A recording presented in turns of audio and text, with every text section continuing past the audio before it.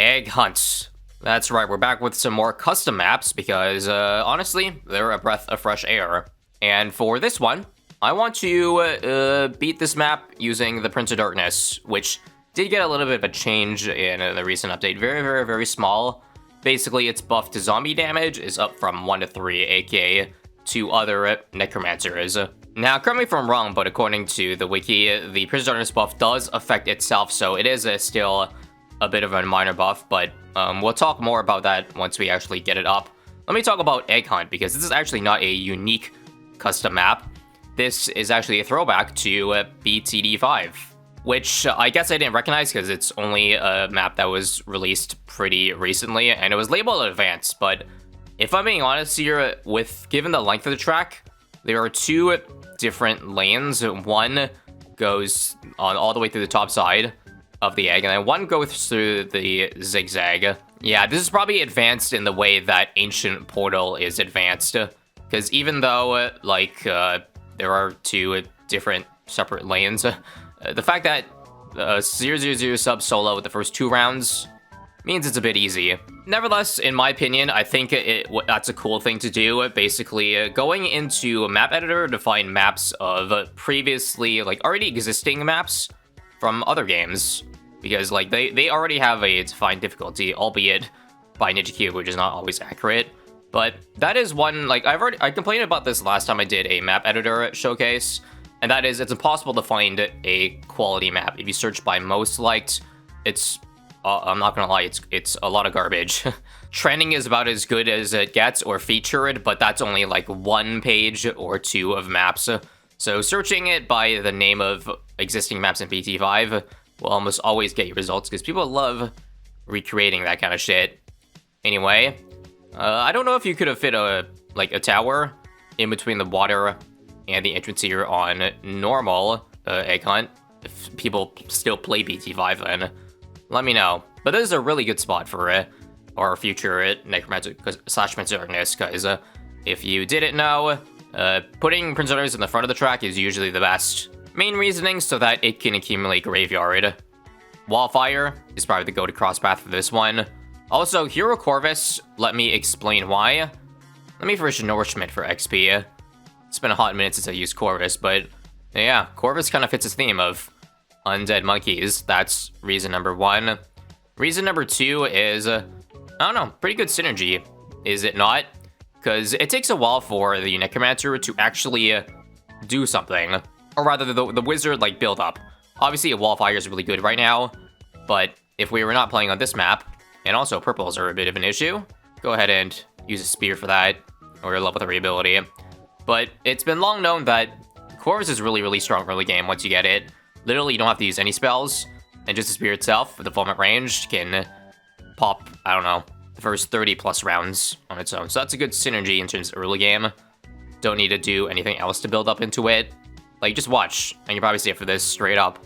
I can't tell if that's a testament to how OP Corvus is, or how easy this map is, but given nothing has even gotten past the Wallfire entrance, aside from purples, I'm inclined to believe it's more so Corvus OP than anything, and there it is. Around 33 Necromancer. Okay, I guess the AI is kind of awkward on this map for the zombies, because if you don't target them with a reticle, then obviously they spawn from the back of the track, and since the entrance and the exit, it's kind of in the same spot for both lanes.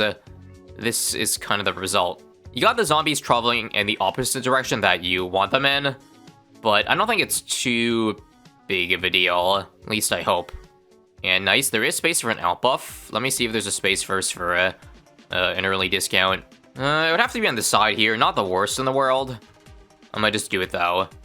But yeah, I am well aware that outbuffing tier 4 Necromancers is good, because it does buff the amount of damage that the zombies do, the zombie balloons, which this thing is a base of 2, so that's a huge buff right there. This is also mostly due to space reasons, but I am probably only going to end up getting one discount village for this game here.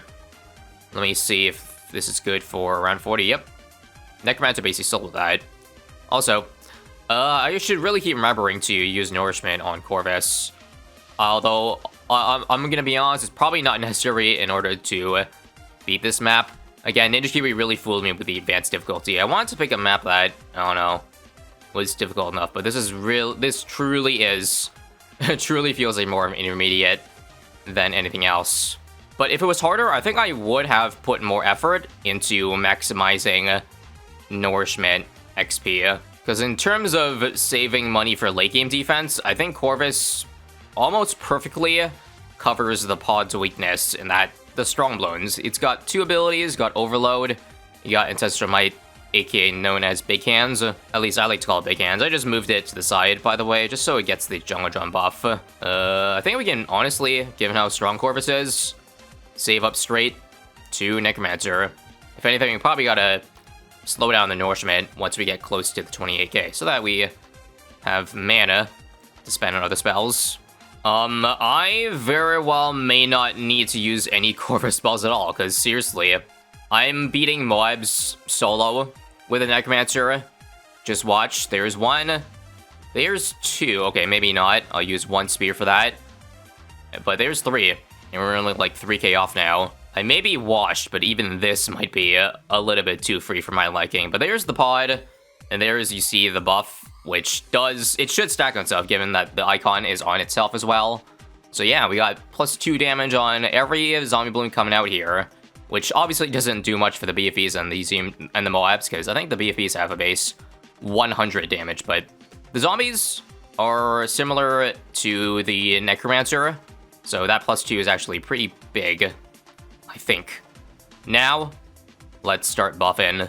At the very minimum, we gotta get at least another Necromancer to see, like, how much damage it can do with the extra pod buff.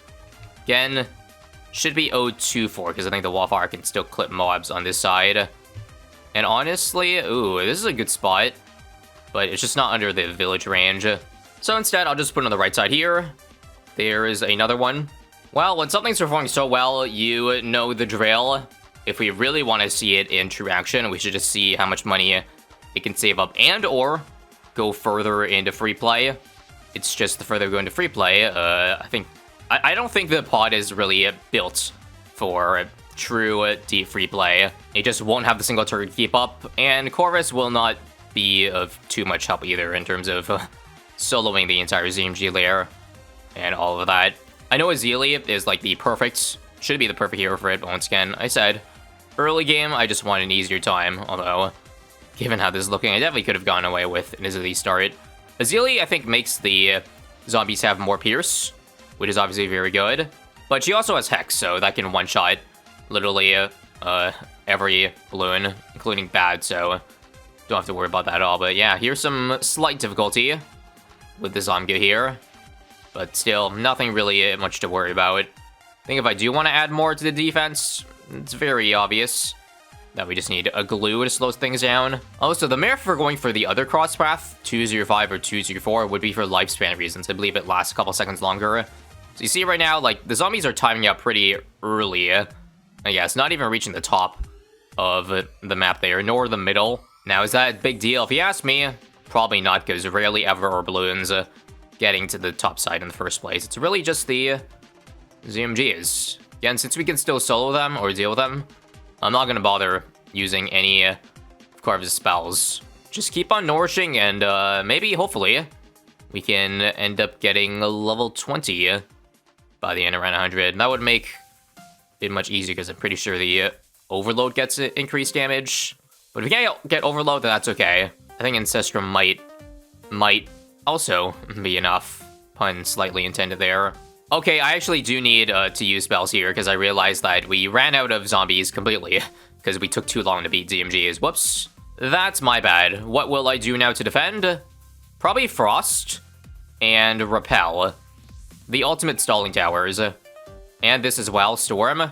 This is actually going to be a little bit tight for my liking, yeah. Alright, I think the solution is simple then. We should break down the ZMGs early, before the pod runs out of zombie count. So this, Overload? Let's do it. Damn, that was weak. That did not do a lot of damage. Part of me feels like I still might be screwed here, but let's still hang on hope. If I can at least beat this part here. Frost, Ember, Repel. Come on. 3 spells on Corvus to knock back the balloons, and there's 1 of 4. But I'm gonna run out of spells with this part here, for sure. But I do have my zombies back. See, it only takes a little bit to get it. Storm? Is that a good one? This, I don't have my knockback, so I might die. But okay, nice clutch so far. Ooh, huge clutch by the zombie BFEs coming out. Anyway, that's probably a sign, though, to hold my mana, or stop using Nourishment. I gotta save it for... I gotta save it for ZMGs, for sure. It looks like we got another set of ZMGs that are gonna take a while to break down. This one, I don't have mana, so I'm just gonna use the Ancestral Might Hands. Probably do this as well. There we go, BFBs. And this round should be easier than 87. More ZMGs here. I kind of want to do an Overload combo, or Echo. Echo, this. Yeah, Overload.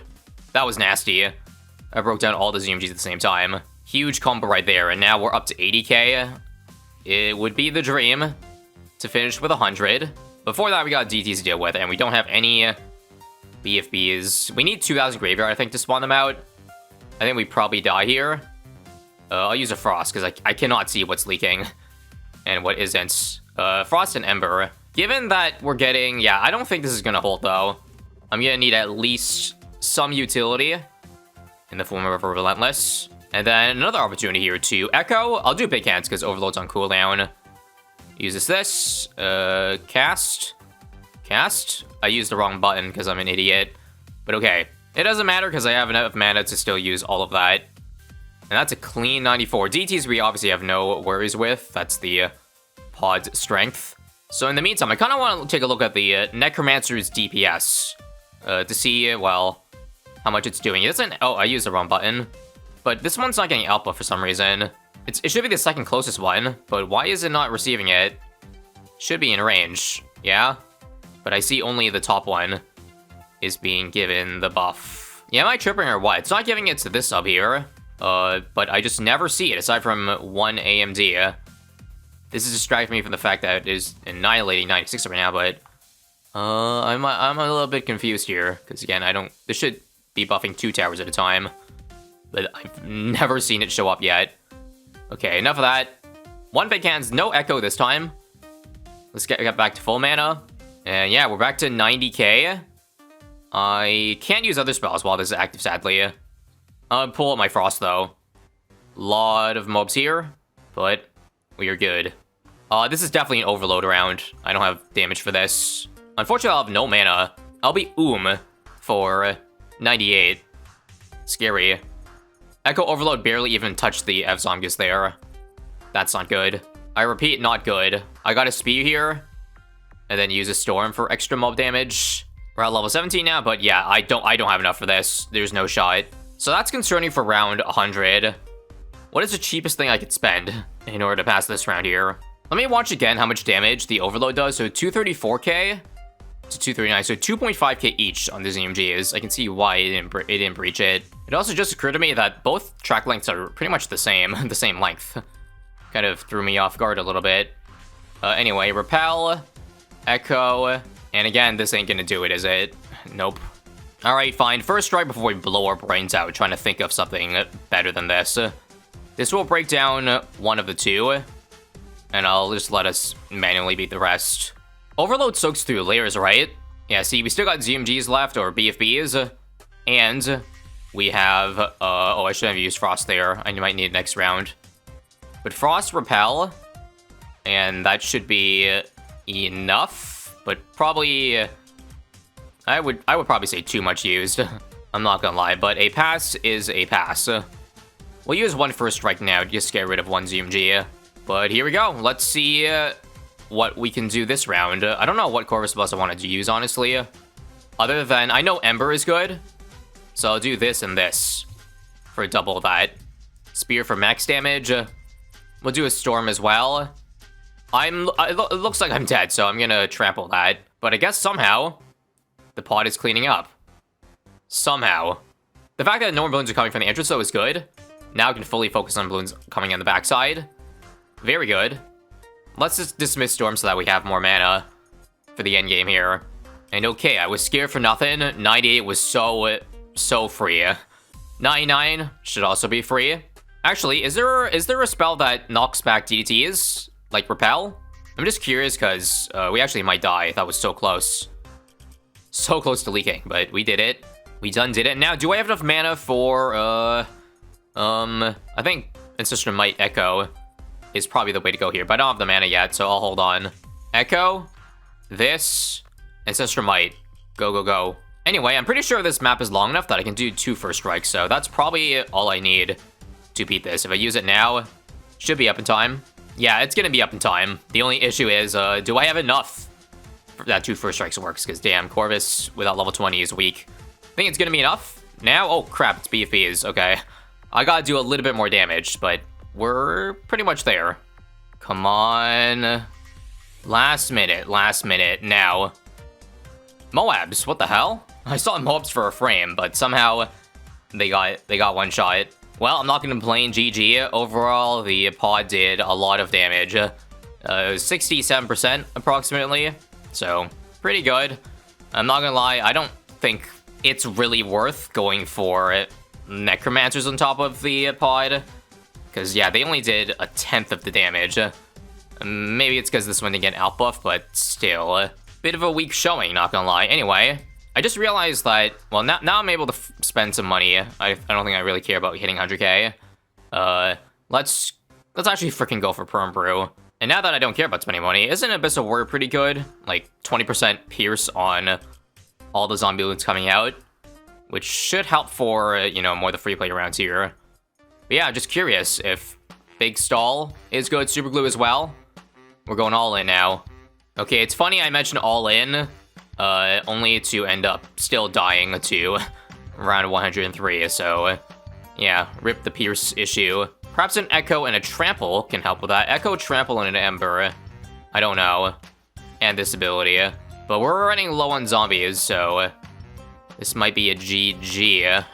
Okay, not GG, but you can clearly see how badly the pod falls off past round 100. My god. I mean, don't say I didn't warn you, but yeah, this is ugly, even though I know I didn't spend the money on the right things. I'm gonna call it there, because, you know, 100 rounds was the main thing in the first place. If you made it to the end, thanks for watching, and just another reminder, if you haven't done so already, enter code ISAB in the shop if you want to support me and what I do here. That's it. Goodbye.